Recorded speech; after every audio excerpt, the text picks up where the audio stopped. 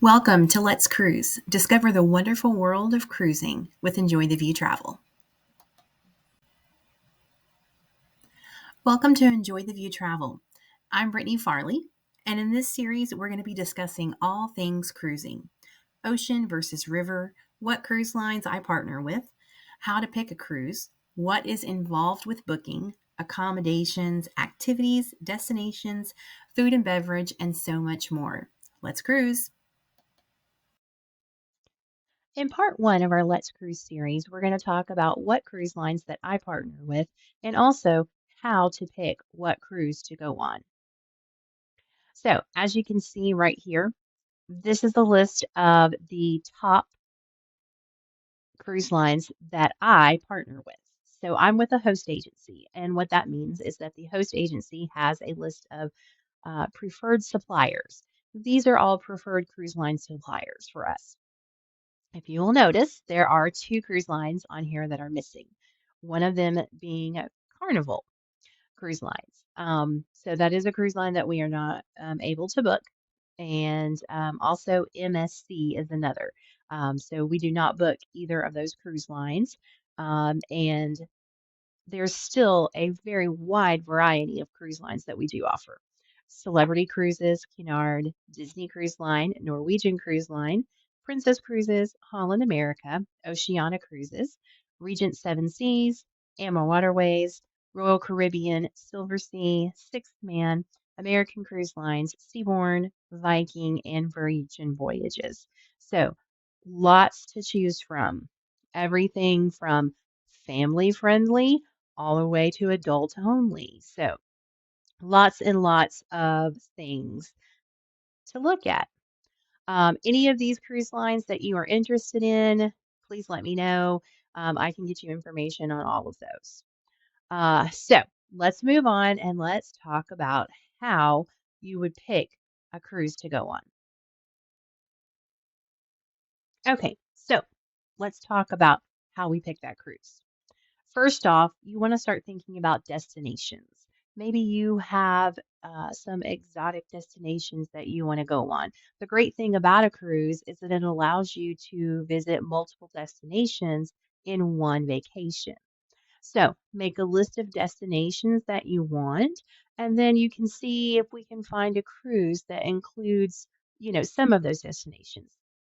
Usually it won't include all of those destinations, but you can at least usually get a couple off of your list on there. And then you might get to also go to some places you hadn't thought about. And you may really, really enjoy those places. Also, think about places that you've been before that you want to visit again. That's perfectly fine.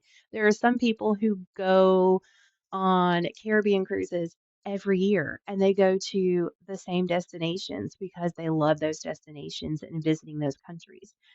So definitely think about destinations that you've been to. Okay. Also, think about the time of year. Maybe you have specific time during the year that you have to do your vacation. Okay. For example, I'm a teacher as well. And so my vacation time throughout the year is already planned for me. So I usually have a week in that we call spring break in March. I usually have a week in the fall for our fall break that's usually in October. And then we usually have June and July or parts of June and July that we can do our trips on. So I pretty much have a set time of year that I can go on my vacations. Could I take time off at other times of the year? Sure, I could. But typically I don't. So think about that when you typically take your vacations, or maybe you have a special anniversary or a special birthday coming up that you want to do something special for. Okay. You also need to think about the time of year for the destinations in which you're going. So, for example, if I'm wanting to go on an Alaska cruise, I'm not going to book that in February. That's not the time to visit Alaska. Now, you can't book it in February because there are no cruises that go there in February. But I'm just saying that you can't book Alaska in February. So you're going to be booking May through September, usually for Alaska. So you have to keep things like that in mind. Is the port are the ports even open at the time of year that you are wanting to go? Okay, so these are all things that you are wanting to keep in mind. Do you want an adult only or an adult mostly cruise, or is a family friendly cruise okay? If you're not wanting to be on a cruise with a bunch of children, Disney Cruise Lines is probably not the cruise line for you. Um, there are Virgin Voyages is an adult only cruise line, so there's definitely no children on there. Um, it does cater to a more specific clientele, but it is an adult only cruise line. Uh, Princess Cruise Line and Celebrity Cruise Line are not adult only, but I would consider those adult mostly. However, Princess is coming out with some new ships. Uh, the Sun Princess comes out this year, and the Star Princess comes out in 2025. So those ships are going to be a little bit more family friendly than what has been on Princess Cruise Lines in the past. Celebrity Cruise Line, they're still pretty much catering. I mean, they do have kids clubs and things, and we will discuss kids clubs later in another a part of the series. But they do have kids clubs, so it's not like kids aren't allowed, but they don't have all of the water slides and things like that. Um, so, for example, Icon of the Seas has just made its inaugural U.S. sailings. Um, and wow, if you have seen any of the videos and pictures from that, that ship is massive. It is huge. There's one whole part of the ship that is pretty much very family friendly. So those are things that you want to think about. Um, because when you already have these things in mind, you can already mark some cruise lines off of we're not going to do that one. We're not going to do that one because it doesn't fit into the vacation that I'm looking for.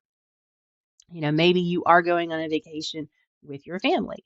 Maybe you're going on just a vacation with you and your spouse. Maybe you're going on a multi-generational vacation where we have grandparents and grandchildren and the parents as well who are going.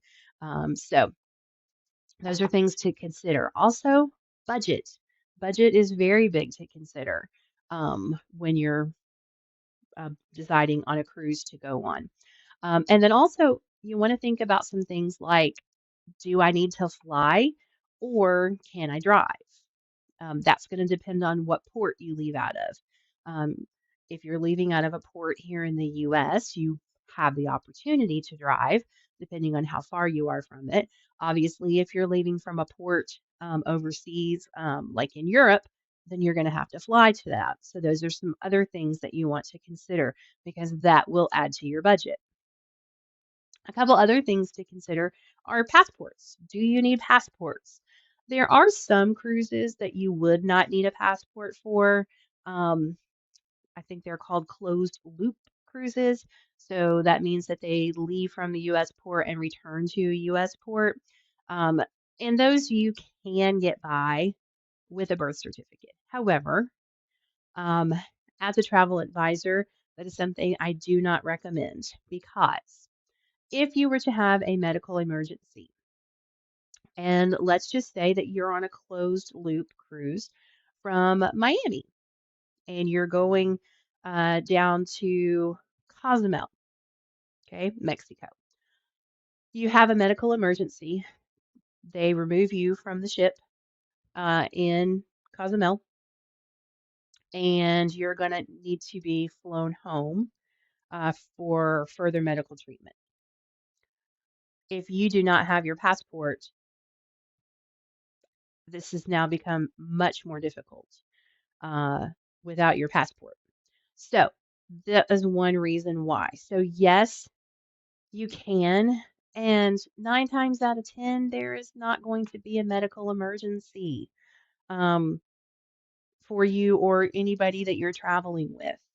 But on the off chance that there is, having your passport gets you home sooner and gets you to that medical treatment sooner. So I always recommend that you have a passport when you're cruising. Does not matter if the cruise line says, hey, you can just have your birth certificate. As a travel advisor, I would not be doing my job if I didn't tell you that it is more important that you take a passport with you just in case. Okay. Also, vaccinations. Let's talk about that. So, right now, the none of the cruise lines require you to have the COVID vaccine at this point. Um, we are far enough out from the COVID-19 that it's not required anymore. However, there are some ports of calls that do require vaccinations. There are some ports of calls that still require a COVID-19 vaccination. So that is something else that you want to consider when you're deciding on what cruise you would like to take. All right, I hope you have enjoyed the first series in our Let's Cruise. This was part one, and we will see what part two brings. Thank you so much for joining me. We'll see you in part two.